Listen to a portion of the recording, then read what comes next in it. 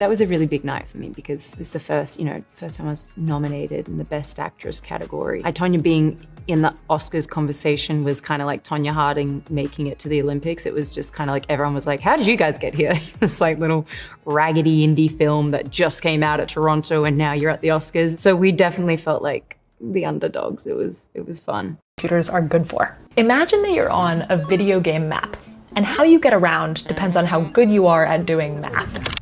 You may not want to play this video game. Bear with me. So first, there were no computers. Things like geometry and astronomy took forever. So you have your little pencil and paper and you're traveling across the mathematical map by walking. So it was slow. And there were lots of areas that we just couldn't explore because it was beyond our computational ability. But then we developed early computers, and that allowed us to input larger data sets and answer problems that had previously been out of reach. These new computers unlocked new areas on our mathematical map.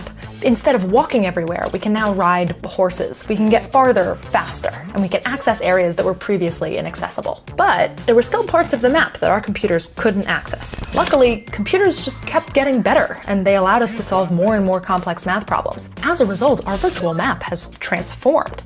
We have roads and cars, and we're just reaching areas that were previously unreachable. Better computers mean traveling across this map faster and more easily than ever. The thing that he said was really important to understand is that quantum computers are not faster cars, they're boats.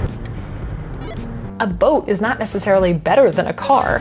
They're just built for totally different terrain. So with our new quantum computers, we're beginning to navigate these new mathematical waters, solving problems and discovering areas that traditional computers just can't. My question for IBM